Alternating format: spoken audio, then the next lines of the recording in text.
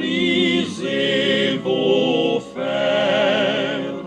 Il veut vous recevoir lui-même. Ses bras vous sont ouverts. Oh, quel beau jour, Sauveur fidèle, quand nous appuyons sur ton bras, dans la demeure paternelle, nous porterons nos pas. Chers frères et sœurs au bout des ondes, nous sommes très heureux de vous savoir nombreux à l'écoute. Recevez nos fraternelles salutations au nom du Père, du Fils et du Saint-Esprit. Prions l'Éternel des armées. Éternel, nous cherchons en toi notre refuge, que jamais nous ne soyons confondus. Dans ta justice, sauve-nous et délivre-nous. Incline vers nous ton oreille et secours-nous. Sois pour nous un rocher qui nous serve d'asile, où nous puissions toujours nous retirer. Tu as résolu de nous sauver, car tu es notre rocher et notre forteresse. Notre Dieu, délivre-nous de la main du méchant, de la main de l'homme inique et violent, car tu es notre espérance. Seigneur éternel, notre langue chaque jour publie ta justice, car ceux qui cherchent notre perte sont honteux et confus. Amen.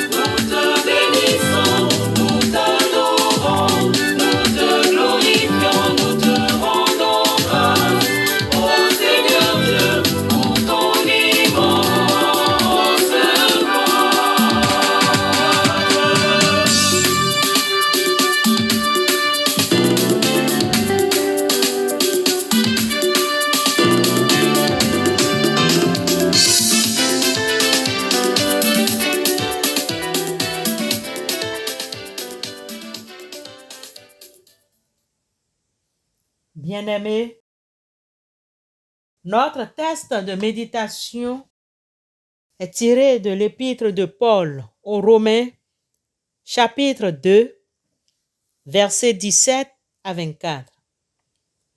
Romains 2, 17 à 24.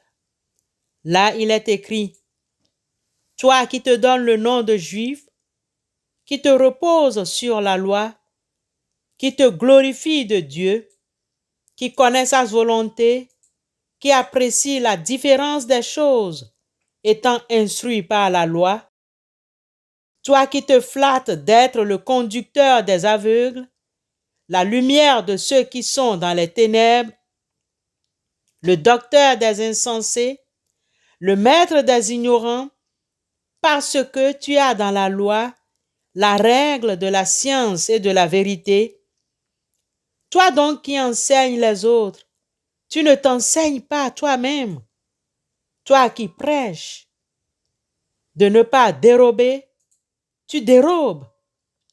Toi qui dis de ne pas commettre d'adultère, tu commets l'adultère. Toi qui as en abomination les idoles, tu commets des sacrilèges. Toi qui te fais une gloire de la loi, tu déshonores Dieu par la transgression de la loi.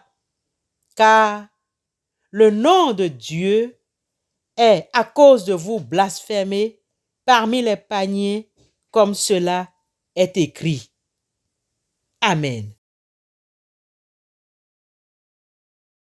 Bien-aimés dans le Seigneur, le message de ce matin est la suite de notre intervention d'hier où nous avons conclu que notre intérieur, notre cœur doit être conforme à notre apparence extérieure.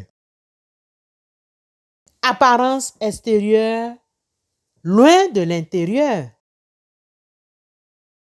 Dans l'Épître aux Romains, Paul montre qu'il ne suffit pas de condamner les autres pécheurs pour être juste soi-même. Paul passe à la loi écrite de Dieu. Il ne suffit pas de la posséder si l'on ne la met pas en pratique. Paul enlève la distinction des Juifs qui se glorifiaient de la loi de Moïse qu'ils avaient reçue.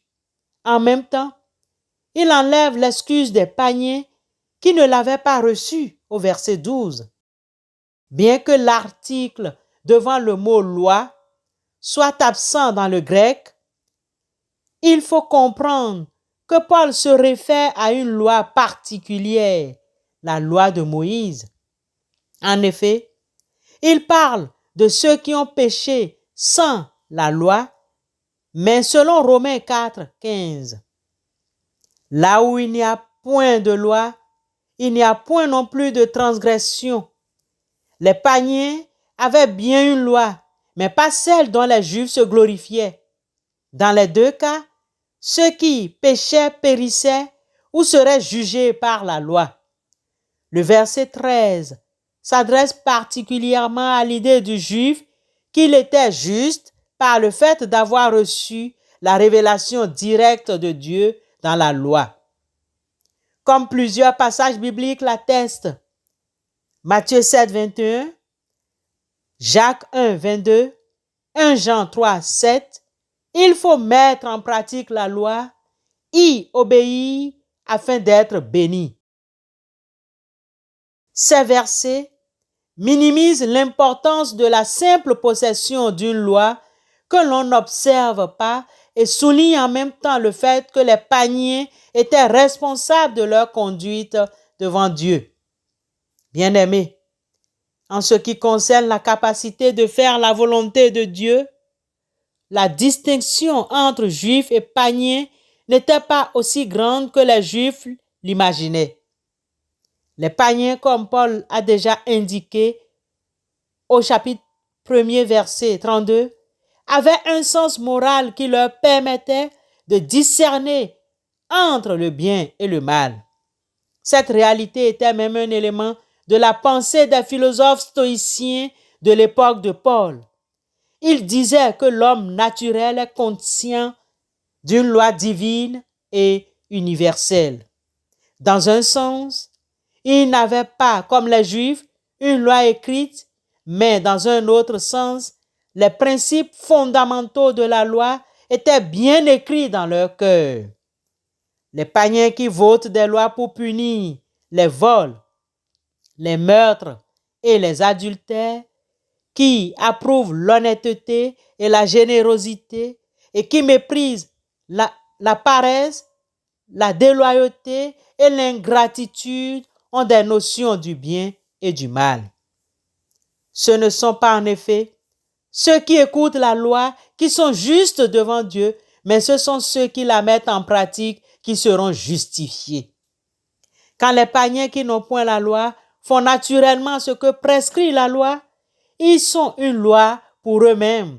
Bien qu'ils n'aient point la loi, ils montrent que l'œuvre de la loi est écrite dans leur cœur, leur conscience en rendant témoignage et leurs pensées s'accusant ou se défendant tour à tour. Chers frères et sœurs en Christ, ces passages sont encore d'actualité. En effet, en regardant un peu autour de nous, on ne peut que constater combien le monde est régi par l'image, la réputation, l'opinion d'autrui. Mais qu'en est-il de l'opinion de Dieu sur nous? Jésus nous invite aujourd'hui à regarder davantage l'intérieur du cœur que les apparences. Ça vaut la peine de s'interroger sur ce que dictent nos paroles et nos gestes.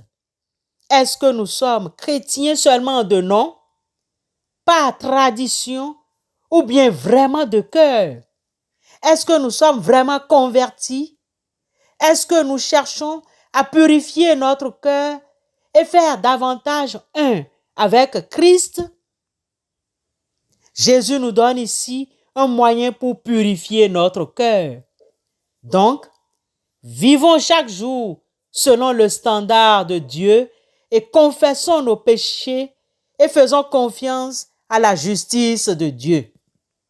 Mais Dieu, dans sa grâce, les rend justes à ses yeux, gratuitement, par Jésus-Christ qui les délivre du péché.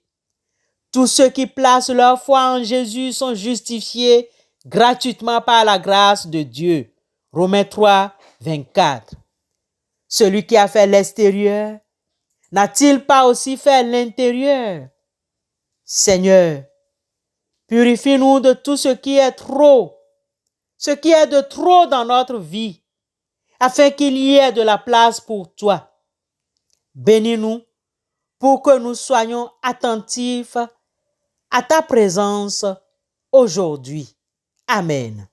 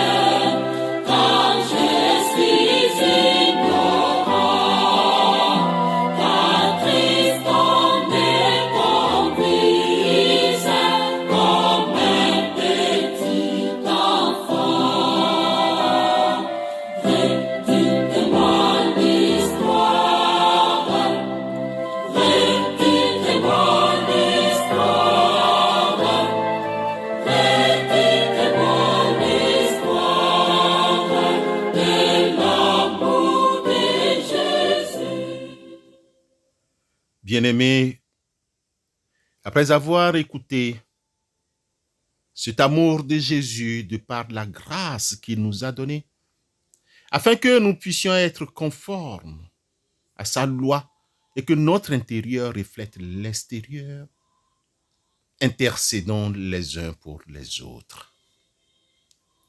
Éternel des armées, nous te prions d'accepter nos remerciements pour ta grande protection. Nous comptons sur toi seul. Délivre-nous de nos traites qui nous guettent, de nos hypocrites.